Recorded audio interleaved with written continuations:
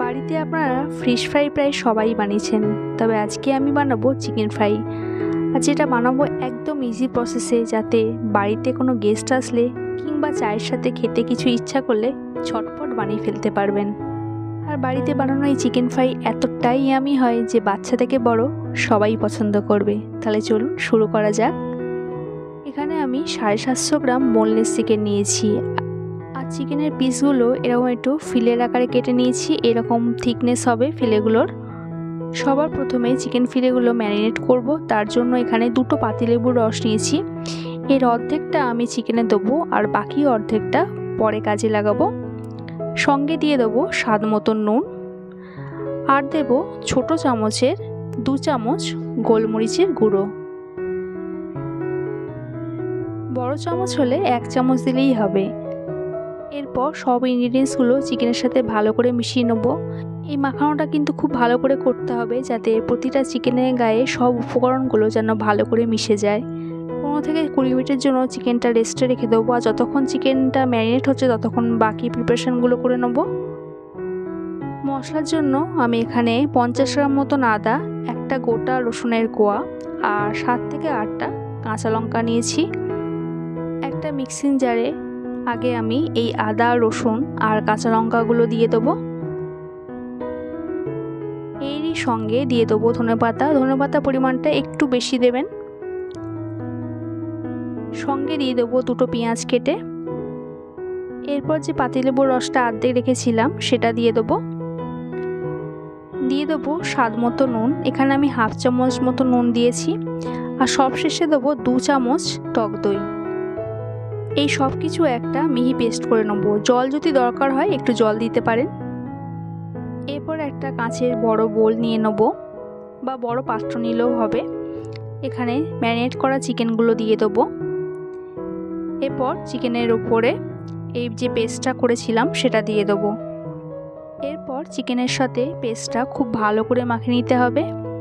আর মাখানো হয়ে গেলে এখানে আরেকটা ইনগ্রিডিয়েন্টস অ্যাড করব।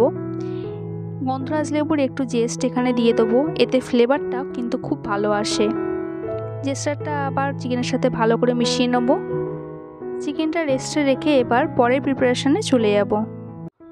চিকেন ফ্রাই করার জন্য এখানে আমি 2টো ডিম ভেঙে নিয়েছি। ডিমের মধ্যে খুব সামান্য একটু নুন দিয়ে ডিমটা ভালো করে ফেটিয়ে নিয়েছি। চিকেনটা কোট করার জন্য আর লাগবে আমার একটু ময়দা আর ব্রেড ক্রাম্বস। চিকেনের পিসগুলো নিয়ে সবার প্রথমে আগে ময়দায় কোট করে নেব। এরপর ডিমের গোলায় ডুবিয়ে নেব। আর চিকেনের পিসটায় ডিমটা ভালো করে লেগে গেলে এই চিকেন পিসটা ব্রেড ক্রাম্বসে দিয়ে দেবো। ব্রেড ক্রাম্বসে খুব ভালো করে কোট করে নিতে হবে। প্রতিটা চিকেন স্লাইস এরকম আগে ময়দায় কোট করে নেওয়ার পর তারপর ডিমের গোলায় ডুবিয়ে নেওয়ার পর ব্রেড ক্রাম্বসে কোট করে নিতে হবে। ফিশ ফ্রাই করার সময় ডবল কোট করা হয়, কিন্তু আমি এখানে চিকেন পিসগুলো সিঙ্গেল কোট করে নিয়েছি। আর এখানে আমি সব চিকেন পিসগুলো কিন্তু কোট করা হয়ে গেছে। ক্রাম্বসে কোট করার পর চিকেন পিসগুলো আপনারা 1 সপ্তাহ পর্যন্ত কিন্তু স্টোর করে রাখতে পারেন, আর যখন ইচ্ছা তখন ফ্রাই করে দিতে পারেন। এরপর আমি চিকেন পিসগুলো একটা চপারের সাহায্যে এরকম একটু শেপ দিয়ে দেবো, এতে দেখতে ভালো লাগে আর ভাজার সময় কিন্তু ভালো ভাজা হয়। ইকুয়াল শেপ থাকলে ভাজতে সুবিধা হয়, সব দিক প্রপার ফ্রাইটা হয়। আর সব চিকেন পিসগুলো আমি এরকমভাবে শেপ দিয়েছি। আর এখানে আমার সব চিকেনগুলো ভাজার জন্য কিন্তু রেডি হয়ে গেছে। এরপর চিকেনগুলো আমি ফ্রাই করে নেব। যেহেতু চিকেনগুলো ডিপ ফ্রাই হবে তাই একটা কড়াইয়ে আমি বেশি করে রিফাইন অয়েল নিয়েছি। আর তেলটা খুব গরম হলে তেলটা মিডিয়াম ফ্লেম করে চিকেনগুলো এরকম আস্তে আস্তে ছেড়ে দিতে হবে। চিকেনটা কিন্তু মিডিয়াম ফ্লেমেই ভাজতে হবে। হাই ফ্লেমে ভাজলে কি হয়, উপরটা লালচে হয়ে যায়, ভেতরটা কাঁচা থাকে। একদিকে 1 থেকে 1.5 মিনিট মতন রাখার পর অপর দিকটা উল্টে দিতে হবে। আর অপর দিকটাও সেম প্রসেসে ভেজে নিতে হবে। আর যখন চিকেনের কালারটা এরকম লালচে হয়ে যাবে তখন চিকেনগুলো তুলে নিতে হবে।